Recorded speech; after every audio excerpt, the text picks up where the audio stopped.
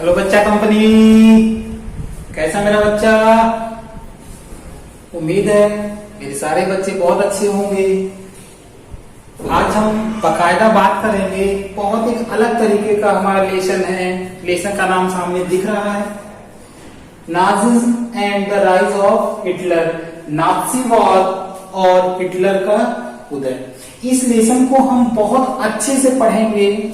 साथ में इस लेसन का नोट्स वीडियो के डिस्क्रिप्शन में मिलेगा। वीडियो के डिस्क्रिप्शन में जाना है, वहां पर बकायदा लिखा रहेगा to download notes, click now. उस पर क्लिक कर देना है और फिर इस लेसन का नोट्स मिल जाएगा। इस लेसन में हम स्पेशली केवल दो ही चीजें पढ़ेंगे, नाजिज्म एंड हिटलर, नाज़ीवाद और हिटलर। बोथ जो है एक दूसरे से कनेक्ट हैं, लेकिन हम नाज़ीवाद से शुरुआत करेंगे और हिटलर तक जाएंगे। और हिटलर तक कहां तक जाएंगे? जब तक कि हमारा सेकेंड वर्ल्ड वॉर एंड नहीं हो जाएगा। अब यहां पे आएगा कि सर सेकेंड वर्ल्ड वॉर यानी हम फर्स्ट वर्ल्ड वॉर के बारे में भी कुछ पढ़ेंगे। यस बेटा, हम थोड़ा थोड़ा फर्स्ट वर्ल्ड वॉर को भी पढ़ेंगे, तभी तो हम नाज़ीवाद मींस नाजिज्म एंड हिटलर तक पहुंचेंगे। तो यहां पर ध्यान दो कि 1945 मई का मंथ था, और जर्मनी ने क्या कर दिया? लोग जर्मनी ने सरेंडर कर दिया। जर्मनी ने क्या कर दिया? सरेंडर कर दिया। मींस जो हमारा सेकेंड वर्ल्ड वॉर था, सेकेंड वर्ल्ड वॉर, जर्मनी ने क्या किया? जर्मनी ने टोटली सरेंडर कर दिया। लोग जर्मनी को हमने क्या करा दिया? सरेंडर। किसके सामने सरेंडर कराया गया? सरेंडर किया भी तो इन्होंने जो हमारी एलाइड पावर्स थी, एलाइड पावर्स, मित्र राष्ट्र, मित्र राष्ट्र के सामने इन्होंने क्या किया? इन्होंने सरेंडर कर दिया। अब जैसे ही इन्होंने मित्र राष्ट्र के सामने सरेंडर किया, उसी समय हिटलर को ये चीज पता चल गई थी। कौन? हिटलर, जो ऊपर लिखा है। हिटलर को पता चल गया कि अब उसका क्या होने वाला है। साथ में इनका एक मिनिस्टर था, गोयबल्स। ये जो मिनिस्टर था, इसका काम क्या था? इसका काम था प्रोपेगेंडा,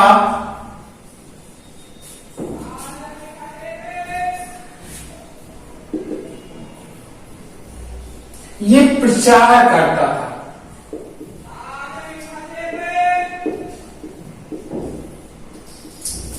ये क्या करता था?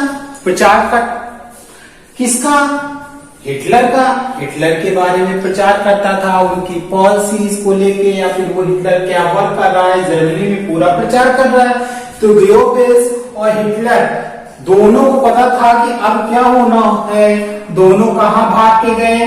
दोनों जो आज की जर्मनी की कैपिटल है बर्लिन, आज की जर्मनी कैपिटल क्या है? बर्लिन।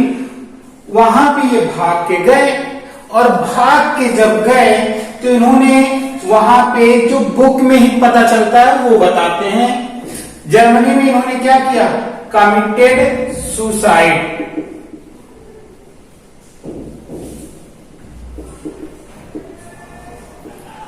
आत्महत्या कर ली।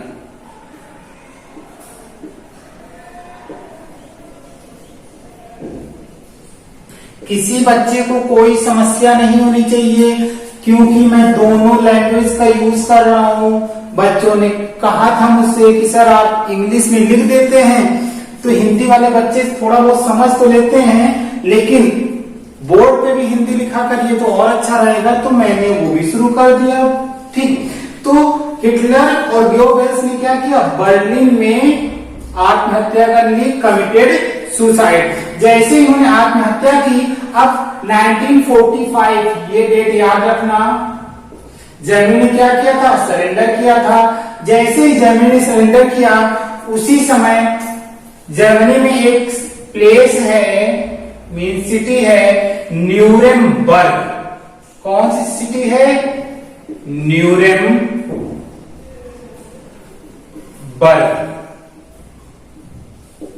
न्यूरेमबर्ग में एक कोर्ट बनाया गया था, उस कोर्ट का नाम है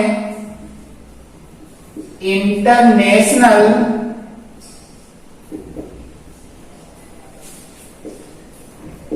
मिलिट्री ट्राइब्यूनल। इंटरनेशनल में क्या होता है? अंतरराष्ट्रीय सैनिक अदालत। 1 मार्क्स का क्वेश्चन है, दिमाग से उतरना नहीं चाहिए मेरे प्यारे बच्चों।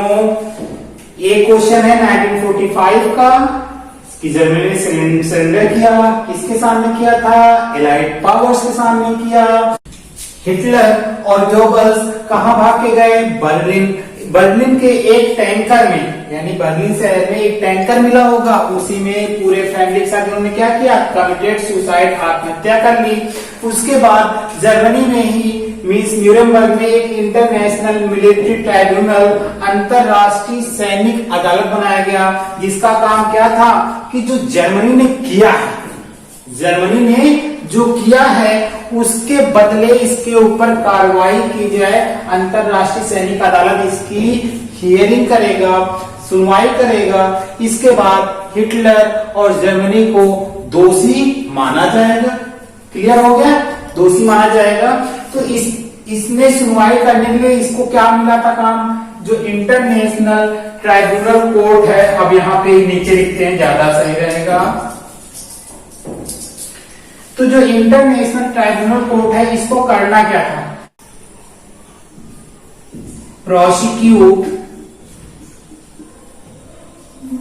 Nazi war criminals for crimes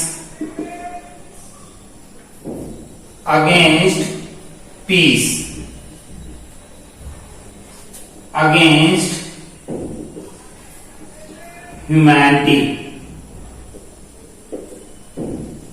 इसके ऊपर यही मुकदमा, यही सुनवाई होनी थी। इसको ये दोषी देना था कि नाजी के जो लोग थे, यानी जो लड़ने वाले थे नाजी की तरफ से, जर्मनी की तरफ से, उन्होंने क्या किया? क्राइम किया है। किसके अगेंस्ट? इन्होंने अपराध किया है। किसके अगेंस्ट? पीस, शांति के खिलाफ। अगेंस्ट ह्यूमैनिटी, मानवता के खिलाफ, जिसमें अंतरराष्ट्रीय सैनिक अदालत जो है, इंटरनेशनल मिलिट्री कोर्ट, जर्मनी को क्या मानता है? गिल्टी मानता है। और जो नाजी हैं इन्हें भी क्या मानता है? गिल्टी मानता है। लेकिन साथ में जो जर्मनी ने किया था, जर्मनी ने जो किया है उसको लेके the whole world criticise the Nazi and Germany. पूरी दुनिया जर्मनी और नाजी को क्या कर रहा था? क्रिटिसाइज कर रहा था। हम अगर सेकेंड वर्ल्ड वॉर में जर्मनी को देखते हैं, सेकेंड वर्ल्ड वॉर में अगर जर्मनी को देखते हैं, तो जर्मनी ने एक अलग तरीके का वॉर शुरू कर रखा था, जिसे हम जिनोसाइड वॉर बोलते हैं, जनसंहार। अब इसे समझो कि वो जो सेकेंड वर्ल्ड वॉर था, वो वॉर तो लड़ रहा ही था, यानी जो एलाइड ग्रुप्स थे, उन एलाइड ग्रुप से जर्मनी वॉर लड़ा था। लेकिन फिर ये जिनोसाइड वॉर क्यों चला रखा था? जनसंहार। केवल जनसंहार में किसको मार रहा था? वो सिलेक्टेड सिटीजन्स को। ये सिलेक्टेड सिटीजन्स मीन्स हैं कोई एक ग्रुप। सिलेक्टेड सिटीजन्स मीन्स कोई एक ग्रुप। आखिर वो ऐसा इसलिए कर रहा था कि जर्मनी ने ये सोचा है, ये रियलाइज किया कि जो फर्स्ट वर्ल्ड वॉर में जर्मनी की डिफीट हुई थी, उस डिफीट का केवल काज जो है ये ज्यूस हैं, यहूदी, जिप्सी,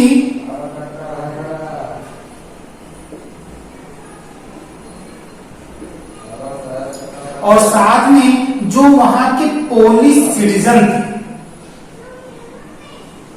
पोलिश यानी पोलैंड के जो नागरिक थे,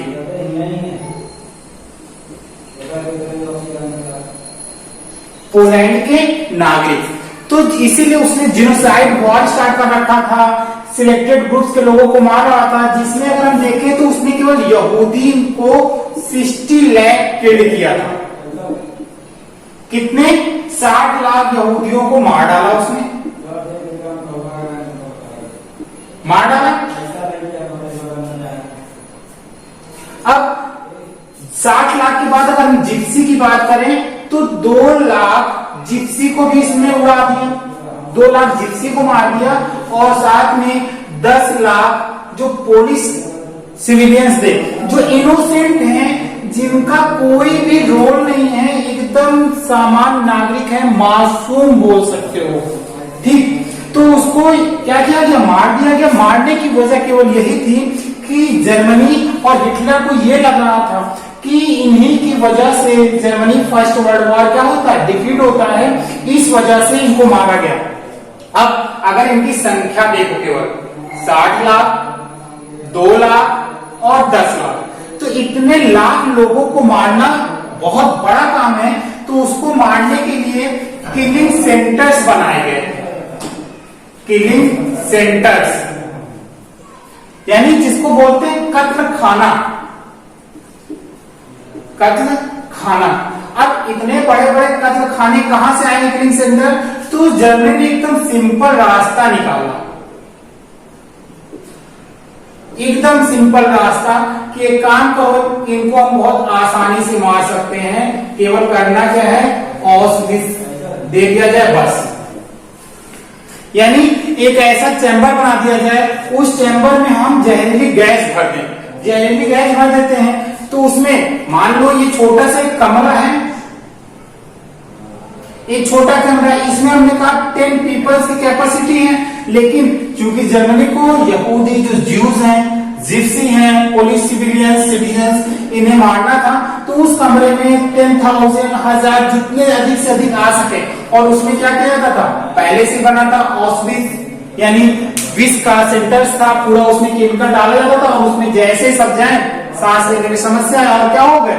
मर गए। तो हम देखते हैं ये तो कहानी हो गई, इसलिए मारा गया। तो इंटरनेशनल जो हमारा कोड बनाया गया था, इंटरनेशनल मिलिट्री ट्राइब्यूनल, तो इसने क्या किया? इसने क्या किया? इसने सिर्फ सिंपल सी बात है 11 लोगों को डेथ सेंटेंसेस कर दिया, यानी उनको फांसी की सजा सुना दी, बाकी को लाइफ टाइम इम्प्रिजन किया गया। तो अब इतने लाख लोगों को मारा गया और कितने को फांसी की सजा हुई? 11, और कुछ को लाइफ टाइम इम्प्रिजन किया गया। बट हम अगर देखते हैं कि इनको ये भी पनिशमेंट कम मिली है अगेंस्ट द ह्यूमैनिटीज, जो इन्होंने ब्रुटैलिटी किया है ना, कि सोचो एक साथ किसी चैम्बर में 10-10 हजार लोगों को भर के गैस से मार दिया जाए, और इनोसेंट जिनका कोई भी रोल नहीं था, मासूम थे, उसमें छोटे छोटे बच्चे थे, कुछ वुमेन्स थी और कुछ मेंस थे। सोचो इतने लाख लोगों को मार दिया गया। इसके बाद जर्मनी नहीं रुका, साथ में जो उसके 70,000 जर्मन सिटीजन थे, जर्मन सिटीजन जो 70,000 थे, जो क्या हो गए थे? डिसेबल्ड, अपंग हो गए थे। क्या हो गए? डिसेबल्ड, जो मेंटली एंड फिजिकली, मानसिक और शारीरिक तौर पे भी डिसेबल्ड हो गए थे। जर्मनी ने इनको भी नहीं छोड़ा, इन्हें भी मार दिया गया। ये यही था जीनोसाइड वॉर, जिसमें स्पेशली ये 3 को किया गया, लेकिन उसने देखा जर्मनी ने, हिटलर ने किया ये 70,000 किस काम के हैं, तो इसने क्या किया? ये 70,000 को भी मार दिया।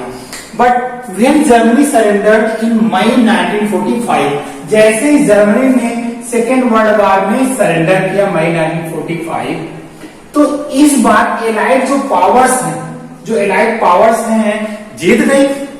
एलाइड पावर्स जैसे जीत गए, इस बार उन्होंने उस तरीके की प्रेशराइज, इस तरह की ट्रेटीज फोर्स नहीं किया जो इन्होंने फर्स्ट वर्ल्ड वॉर में किया था। जैसे 6 अरब पाउंड की पेनाल्टी, उनका जो रूरल एरिया था, उनके जो इंडस्ट्रियल एरियाज थे, उनकी पॉपुलेशन, उनको डिमिलिटराइज कर दिया गया। इस बार वैसा एलाइड पावर्स ने नहीं किया था। क्यों? क्योंकि उन्हें ये भी रियलाइज हो गया था कि जो सेकेंड वर्ल्ड वॉर है, ये second world war first world war की ही वजह से है, जिसमें आप बताते हैं तुमको कि सेकेंड वर्ल्ड वॉर की मेन वजह क्या थी। अगर हम देखते हैं कि सेकेंड वर्ल्ड वॉर की मेन वजह एक ही बात आती है, वो है ट्रेटी ऑफ वर्साय।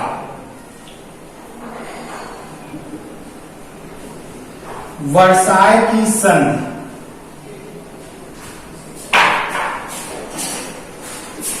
जो वर्साय की संधि है, ये मेन रीजन था cause of second world war, जो फाइनलाइज करने में 3 पर्सन्स ने इंपॉर्टेंट रोल प्ले किया था। फ्रांस की तरफ से थे, अमेरिका की तरफ से यानी यूएसए एंड इंग्लैंड, 3 कंट्रीज की तरफ से मेजर रोल प्ले किए थे। उस पर हम बात करते हैं, लेकिन अब हम यहाँ बात कर लें कि फर्स्ट वर्ल्ड वॉर शुरू कब हुआ था, एंड कब हुआ, क्योंकि फर्स्ट वर्ल्ड वॉर की वजह से ही तो हमें ये देखने को मिलता है, और इसी की वजह से हमें फिर क्या मिला, हमें सेकेंड वर्ल्ड वॉर मिला। तो सबसे पहले हम देख लें कि फर्स्ट वर्ल्ड वॉर स्टार्ट कब होता है। फर्स्ट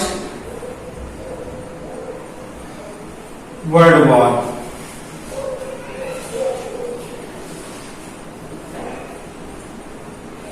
प्रथम विश्व युद्ध जो है हमारा स्टार्ट हुआ 1914 में, और 1918 में क्या हो गया, समाप्त। ये ध्यान देना कि हमने कहा फर्स्ट वर्ल्ड वॉर 1914 में स्टार्ट होता है, 1918 में क्या हो गया, एंड हो गया। ये एंड होने का मतलब है कि बुलेट्स, टैंक्स, गन्स, मिसाइल्स, इन सभी का यूज बंद हुआ था। वॉर अब भी चल रहा था, वॉर अब भी चल रहा था, क्योंकि एक सिंपल सा थ्योरी है कि जब दो लोग लड़ते हैं तो जब तक कोई उसमें संधि ना हो जाए, ट्रेटी, तब तक वॉर को एंड नहीं माना जाता है। तो अभी वॉर चल रहा था क्योंकि अभी कोई ट्रेटी नहीं हुई। तो ट्रेटी होती कब है, ट्रेटी ऑफ वर्साय होता है फाइनल 28 जून 1919 को, और यहीं पे फर्स्ट वर्ल्ड वॉर एंड होता है, और यहीं से सेकेंड वर्ल्ड वॉर की शुरुआत भी हो जाती है। अब ध्यान दो कि यहीं पे फर्स्ट वर्ल्ड वॉर एंड हुआ, और यहीं से लो सेकेंड वर्ल्ड वॉर की नींव बन गई, यानी बेस बन गया। तो अब देखते हैं कि फर्स्ट वर्ल्ड वॉर में कौन कौन लड़ा था। फर्स्ट वर्ल्ड वॉर 2 ग्रुप के बीच में हुआ। एक थे एलाइड ग्रुप, जिन्हें बोला गया मित्र राष्ट्र, और दूसरे थे सेंटर पावर्स, केंद्रीय शक्तियां या धुरी राष्ट्र।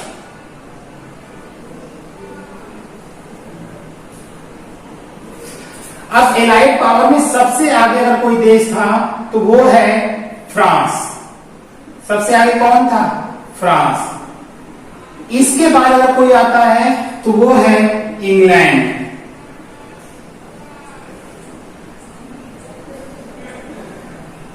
इसके बाद आता है रसिया, और सबसे लास्ट में आता है फर्स्ट वर्ल्ड वॉर में अमेरिका।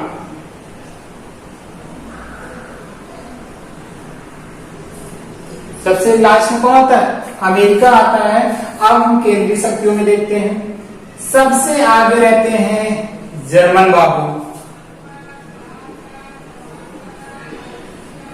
दूसरे रहते हैं ऑस्ट्रिया हंगरी,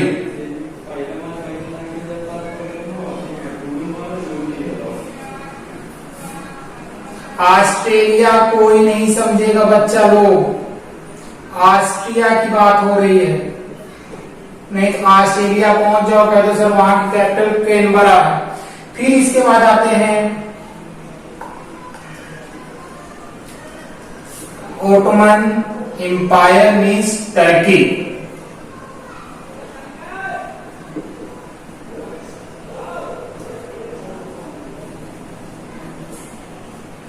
ये देश मिलकर फर्स्ट वर्ल्ड वॉर लड़ते हैं और फर्स्ट वर्ल्ड वॉर में सबसे लास्ट में शामिल होने वाला देश वो है अमेरिका 1917। और 1917 में जैसे ही अमेरिका एंटर होता है उसी समय क्लियर हो गया कि फर्स्ट वर्ल्ड वॉर क्या है, बस एंड के कगार पे पहुंच गया।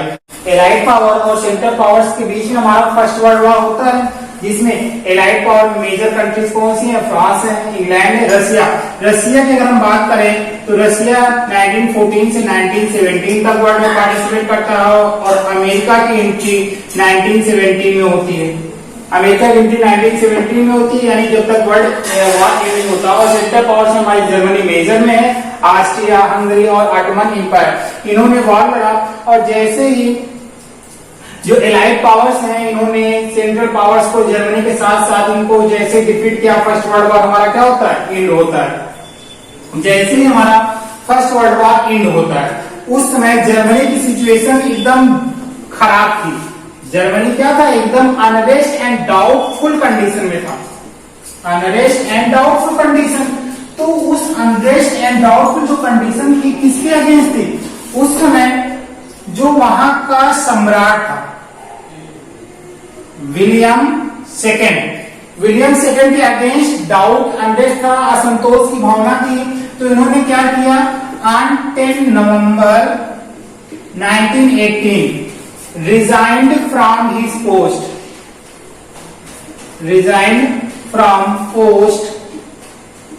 And fled to Holland.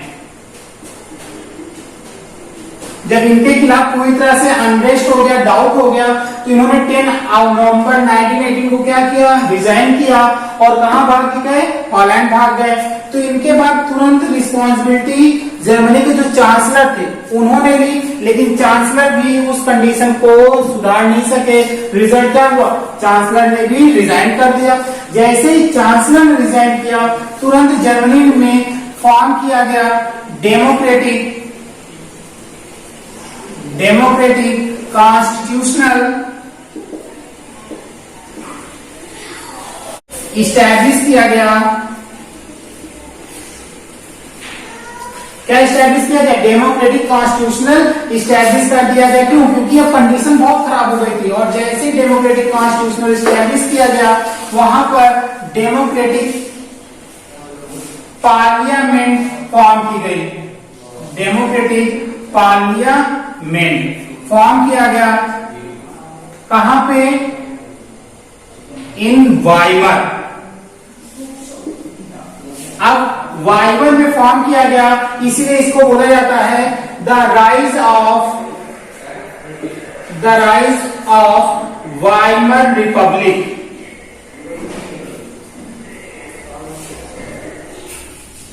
The rise of Weimar Republic. क्यों, क्योंकि ये जो पार्लियामेंट है कहां फॉर्म की गई, वाइमर में फॉर्म की गई। इसी वजह से इसे क्या बोला गया, द राइज ऑफ वाइमर, यानी वाइमर रिपब्लिक बोला गया। अब ये जो पार्लियामेंट फॉर्म की गई थी, इस पार्लियामेंट ने कब से कब तक काम किया,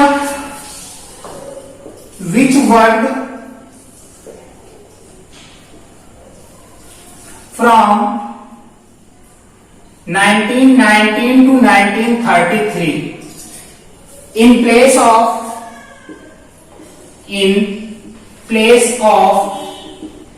imperial government। जैसे ही वाइमर में पार्लियामेंट फॉर्म किया गया, गठन किया गया, इस वाइमर रिपब्लिक ने कब तक काम किया, 1919 से 1933 तक। किसके प्लेस पे, इंपीरियल गवर्नमेंट, यानी शाही सरकार।